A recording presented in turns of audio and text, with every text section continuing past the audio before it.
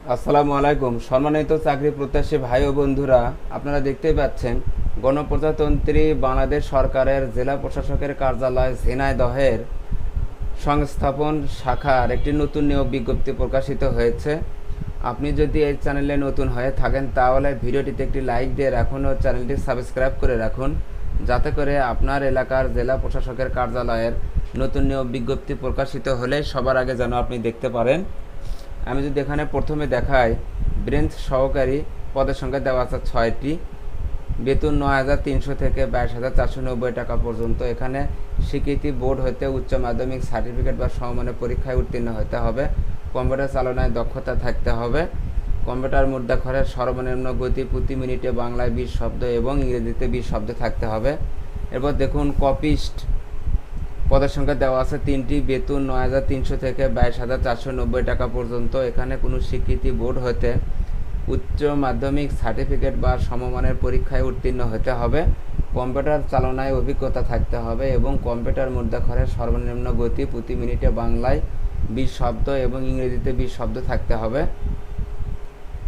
Office সহকারী cum computer মুদ্রাক্ষরিক পদের সংখ্যা দেওয়া আছে 4টি।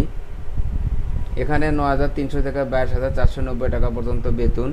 এখানে দেখুন, কোনো স্বীকৃতি বোর্ড হতে উচ্চ মাধ্যমিক সার্টিফিকেট বা সমমানের পরীক্ষায় উত্তীর্ণ হতে হবে, অর্থাৎ আপনারা এসএসসি পাশে আবেদন করতে পারবেন। কম্পিউটার চালনায় অভিজ্ঞতা থাকতে হবে এবং কম্পিউটার মুদ্রাক্ষরের সর্বনিম্ন গতি প্রতি মিনিটে বাংলায় 20 শব্দ এবং ইংরেজিতে 20 শব্দ থাকতে হবে।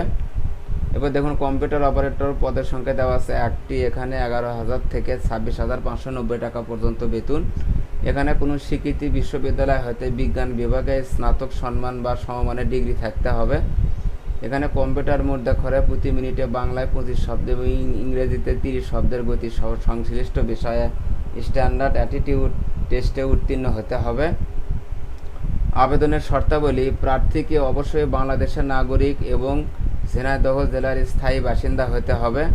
প্রার্থীকে নির্ধারিত ফরমে স্বহস্তে লিখিত আবেদন করতে হবে।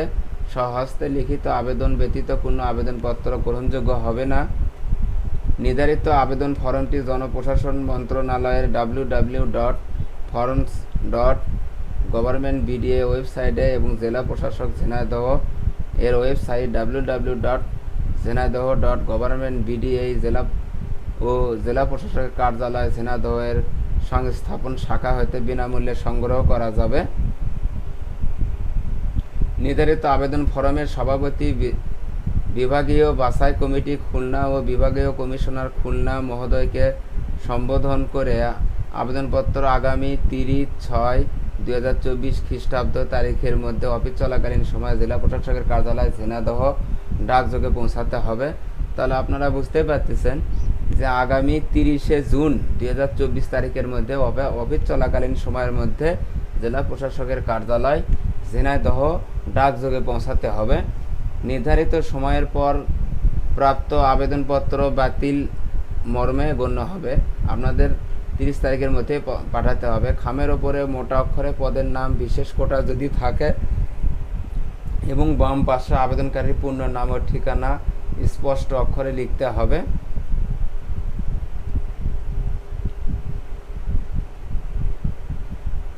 প্রার্থীর বয়স সীমা 18 থেকে 30 বছরের মধ্যে হতে হবে। তবে বীর মুক্তিযোদ্ধা পুত্রকন্যা বা প্রতিবন্ধীদের ক্ষেত্রে বয়স সীমা দেওয়া আছে 32 বছর। তবে বীর মুক্তিযোদ্ধার নাতি নাতনির ক্ষেত্রে বয়স 30 বছর। বয়সের ক্ষেত্রে কোনো এফিডেভিট গ্রহণযোগ্য হবে না। আবেদনপত্রের সাথে নিম্নোক্ত কাগজপত্র সংযুক্ত করতে হবে: প্রথম শ্রেণীর গেজেটেড কর্মকর্তা কর্তৃক সত্যায়িত সদ্য তোলা 4 কপি 5 সেন্টিমিটার আকারের রঙিন ছবি আবেদন ফরমের নির্ধারিত স্থানে সংযুক্ত করতে হবে এবং 2 কপি স্ট্যাম্প সাইজের রঙিন ছবি দাখিল করতে হবে। সত্যায়নকারী কর্মকর্তার নাম ও পদবিযুক্ত স্পষ্ট সিল থাকতে হবে। আপনারা যখন আবেদন করবেন আপনারা সার্কুলারটি ডাউনলোড করে ভালোভাবে দেখে নেবেন। এই চ্যানেলের ডিসক্রিপশন বক্সে সার্কুলারের লিঙ্ক দেওয়া থাকবে, আপনারা ওখান থেকেও ডাউনলোড করতে পারবেন। তারপর আপনারা আবেদন করবেন। এরপর দেখুন, ট্রেজারি চালানের মাধ্যমে পরীক্ষার ফি বাবদ প্রার্থীকে এত নম্বর কোডে 200 টাকা সোনালী ব্যাংক পিএলসি এর যে কোনো শাখায় জমা দিয়ে চালানের মূল কপি আবেদনের সাথে সংযুক্ত করতে হবে এবং আবেদন ফরমে নির্ধারিত স্থানে চালান নম্বর, তারিখ, ব্যাংক ও শাখার নাম লিপিবদ্ধ করতে হবে। পদের নাম, প্রার্থীর নাম, ঠিকানা সম্বলিত 10 টাকার ডাক টিকিট লাগানো একটি 10 ইঞ্চি 4.5 ইঞ্চি ফেরত খাম আবেদনের সাথে সংযুক্ত করতে হবে। চাকরিরত প্রার্থীদের অবশ্যই যথাযথ কর্তৃপক্ষের মাধ্যমে নির্ধারিত সময়ের মধ্যে আবেদন করতে হবে। অগ্রিম কোনো আবেদন গ্রহণ করা হবে না। বিলম্বে প্রাপ্ত আবেদনপত্র ও ত্রুটিযুক্ত অসম্পূর্ণ আবেদনপত্র বাতিল বলে গণ্য হবে।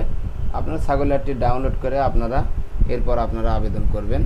সার্কুলার পড়ে এই চ্যানেলে নতুন নতুন নিয়োগ বিজ্ঞপ্তি প্রকাশ করা হয়, চ্যানেলটি সাবস্ক্রাইব করে রাখবেন। ধন্যবাদ।